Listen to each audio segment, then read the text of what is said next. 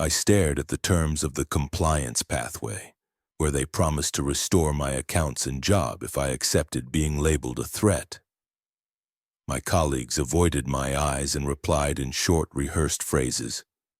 All that was left was to press agree and become visible again.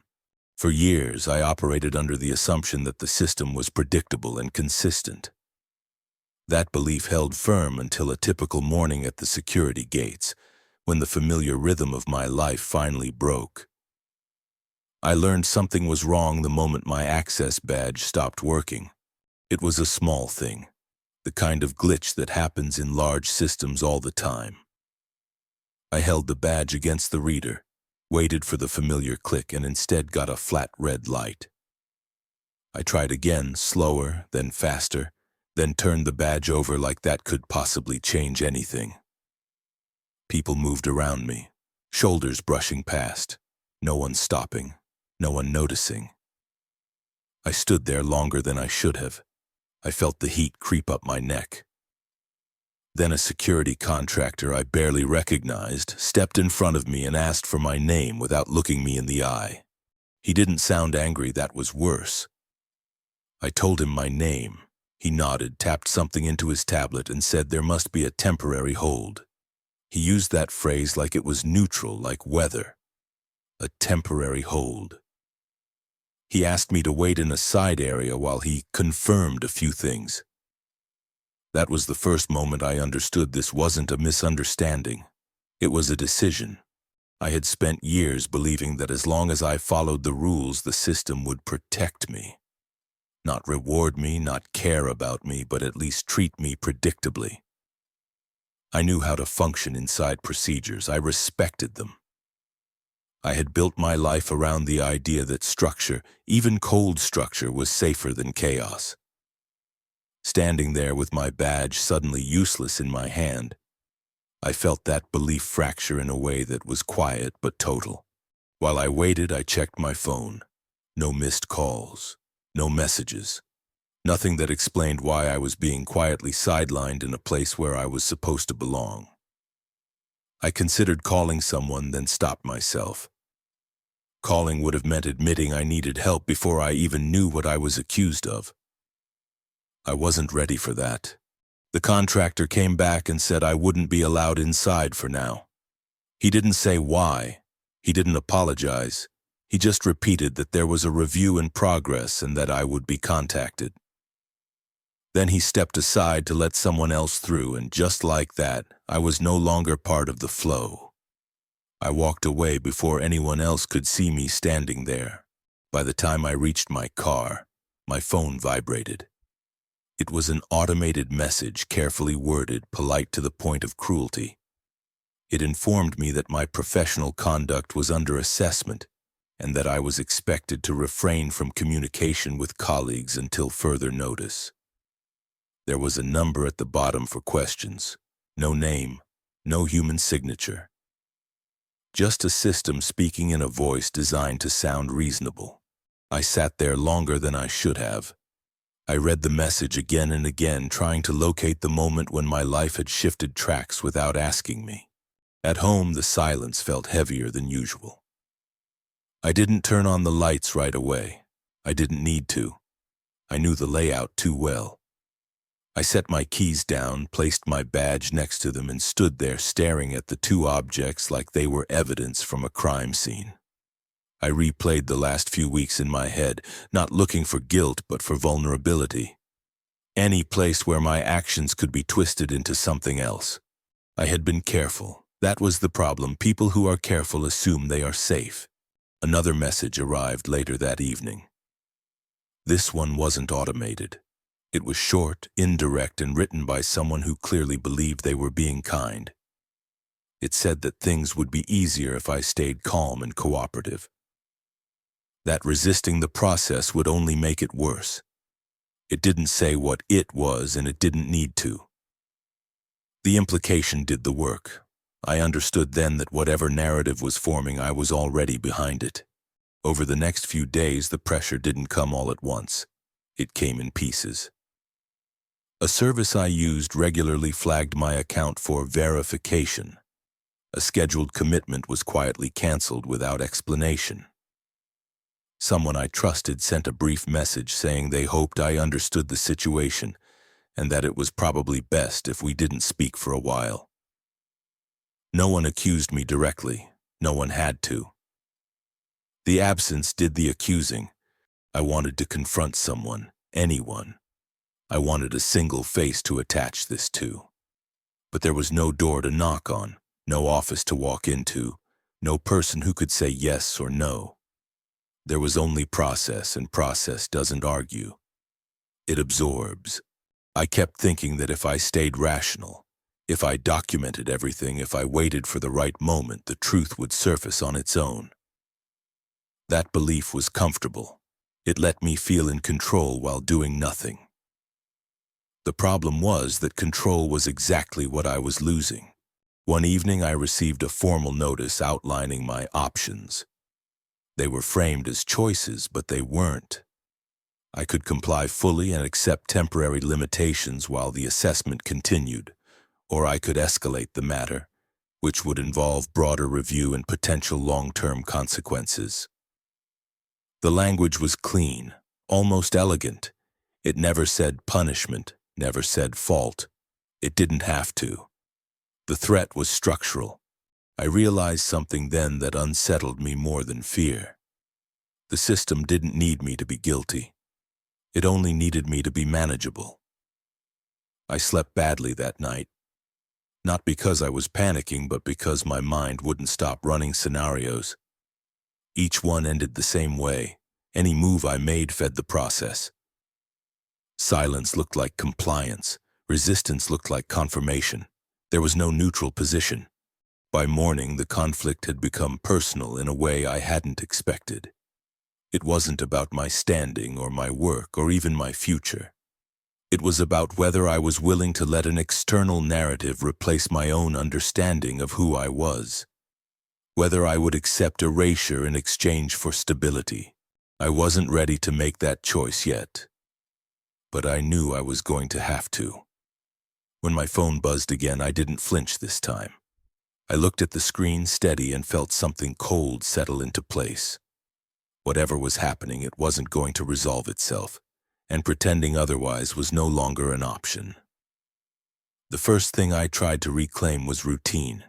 I woke up at the same hour, made the same coffee, read the same headlines I barely absorbed. I told myself that structure was an anchor, that if I kept my days intact, the rest would follow. It was a lie, but a useful one at first. Routine gave me something to push against, even as everything else softened and shifted. The pressure didn't announce itself. It insinuated. A payment I expected didn't arrive. When I checked, the status showed pending review. A service representative spoke to me in a voice trained to sound empathetic and explained that my account was temporarily restricted due to an external inquiry. She couldn't tell me what the inquiry was. She couldn't tell me how long it would last. She apologized anyway, which somehow made it worse. I began to understand the shape of the conflict. It wasn't about punishment. It was about containment. I made lists, not of solutions, but of boundaries. Who I could still speak to, what I could still access, which parts of my life were intact and which had been quietly fenced off. Each day the intact list shrank. Each day the fences moved closer. I drafted messages I never sent. Calm explanations, clear timelines, neutral language. I imagined how reasonable I sounded. I imagined how convincing that would be. Then I deleted them all. I knew now that reason only mattered to someone who had agreed to listen, and no one had. What hurt more than the restrictions was the change in tone from people who used to know me.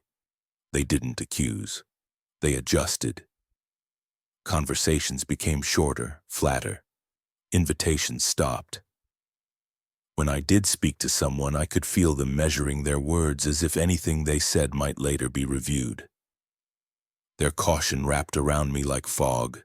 I tried to escalate through official channels. The response came days later, carefully delayed, informing me that escalation would widen the scope of assessment. The message suggested patience as the wiser course. It framed restraint as maturity. That was when I lost something I hadn't known I was holding. I had believed that restraint was strength, that if I didn't react, didn't lash out, didn't make noise, the truth would assert itself. Now restraint felt less like dignity and more like surrender, and I couldn't tell where one ended and the other began. The source of the pressure never revealed itself fully. It didn't need to. It functioned through proxies, policies, advisory notes, subtle reminders of consequence. Every interaction carried the same undertone. Cooperate, and this will stay contained. Resist, and it will spread. I started to feel watched, not in a dramatic sense, but in a procedural one. My actions weren't monitored in real time. They were logged, categorized, stored. That distinction mattered. Being watched implies interest. Being logged implies indifference. Sleep became fragmented. I wasn't dreaming about what I'd lost. I was dreaming about forms, notifications, doors that wouldn't open. I woke up with my jaw clenched, my body braced for a threat that never arrived directly. At some point, I noticed I had stopped asking why this was happening. The question no longer seemed useful. The system didn't operate on motives I could appeal to. It operated on thresholds, risk tolerance, acceptable deviation. I began to sense that my silence was being interpreted as consent. A message arrived one afternoon outlining revised expectations. It wasn't framed as an order. It was a recommendation, almost friendly. It suggested steps I could take to demonstrate alignment and reduce friction. None of the steps addressed the core issue. They addressed optics. That was when the illusion of a clean exit finally broke. There was no version of this where I complied quietly and returned unchanged. Even if access was restored, even if restrictions lifted, something fundamental had shifted. I had been reclassified.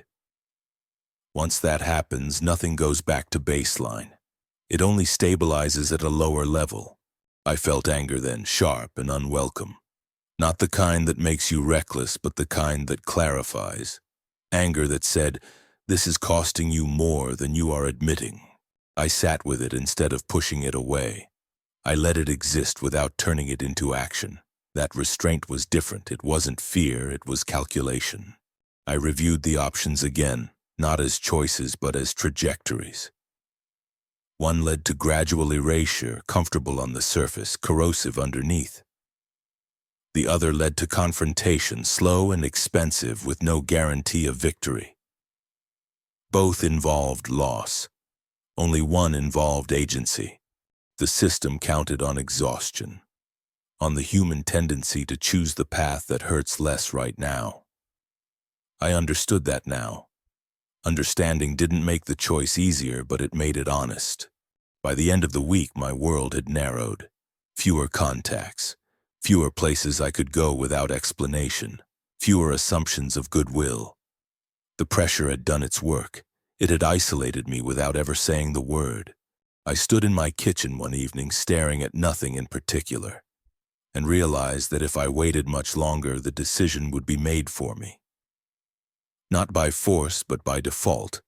That thought scared me more than any threat. I picked up my phone, then set it down again. Not yet. I wasn't ready to act, but I was done pretending that waiting was neutral. The conflict had deepened, not because anything dramatic had happened, but because everything ordinary had been quietly taken away. And I knew with a certainty that settled heavy in my chest that the next step would cost me something I couldn't get back. The illusion that there might be a version of this where I stayed intact ended quietly. It didn't shatter. There was no dramatic moment where everything collapsed at once. Instead, it thinned, stretched, and finally gave way under the accumulated weight of small confirmations. Each one was minor on its own. Together they formed a pattern I could no longer deny. I received a formal update that confirmed nothing and explained everything. The assessment, I was told, had expanded in scope. This wasn't because of any new action on my part, but because the initial concerns had revealed interconnected risks. The phrase was deliberately vague. Interconnected risks could mean anything, that was the point. Once a label like that exists, it feeds on itself. I understood then that I was no longer being evaluated for what I had done. I was being evaluated for what I represented. The realization didn't come with panic. It came with a strange, hollow calm. Fear requires uncertainty. This was clarity. I stopped checking my messages compulsively. I stopped rereading the same notifications looking for hidden meaning. There was no hidden meaning left to find. The system had decided that ambiguity worked in its favor, and it was going to keep me there as long as possible. What broke me wasn't the pressure, it was the compliance it was drawing out of me. I caught myself adjusting my language in private notes, softening words no one else would see. I noticed I was avoiding topics even when I was alone, as if some part of me expected consequences regardless of audience. That was the moment I recognized the real cost. The system wasn't just limiting my actions, it was reshaping my internal boundaries. I thought about reaching out to someone I trusted, someone who might still see me as a person rather than a risk profile. The thought lasted longer than usual this time. Then I imagined the pause on the other end of the line, the careful tone, the subtle distancing disguised as concern. I didn't call. Isolation isn't always enforced, sometimes it's learned. Another update arrived, this one outlining a compliance pathway. It was presented as an opportunity, a way forward. If I agreed to certain conditions, demonstrated alignment, and refrained from specific forms of engagement, the review could eventually conclude. No timeline was offered, no guarantee was made, just a promise of reduced friction. I read it twice, then a third time, slowly. The conditions weren't outrageous, that was what made them dangerous. They didn't ask me to admit fault. They didn't require an apology. They asked me to accept a framework where my autonomy was conditional and revocable, where my sense of self had to be filtered through external approval. If I agreed, life would become easier in visible ways. Access would return. Restrictions would loosen. People would relax. The quiet would lift. On the surface, it would look like resolution. Internally, it would be a concession I couldn't undo. That was the lowest point, though I didn't recognize it immediately. It wasn't despair. It was temptation. The temptation to choose relief over integrity is far more persuasive than fear. I sat with the decision longer than I should have. I played out the compliant version of my future in precise detail. I imagined myself adapting, telling myself that flexibility was wisdom, that survival mattered more than principle, that everyone makes compromises. And then I imagined explaining that version of myself to myself a year from now. That was when the last illusion failed. I saw clearly that this conflict had never been about misunderstanding. It was about leverage, about how systems maintain order by identifying individuals who can be pressured into becoming examples. I wasn't selected because I was dangerous. I was selected because I was manageable. That knowledge changed the texture of my anger. It wasn't hot anymore. It was deliberate. I stopped thinking in terms of clearing my name. That goal assumed the system cared about resolution. It didn't. It cared about stability. I started thinking instead about what I was willing to lose in order to keep my sense of self intact. The answer was uncomfortable, but it was honest. I would lose access. I would lose standing. I would lose the comfort of being seen as safe and uncomplicated. What I would keep was authorship, the right to define myself without asking permission. That choice didn't feel heroic, it felt expensive. I drafted a response to the compliance proposal. It was concise, polite, unyielding. I didn't accuse, I didn't plead. I stated my position clearly and declined to participate under the outlined conditions.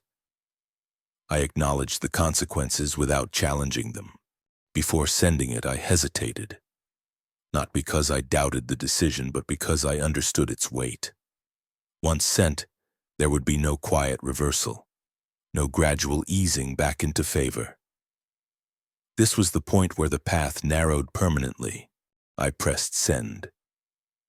The reply came faster than I expected, not a decision but an acknowledgement.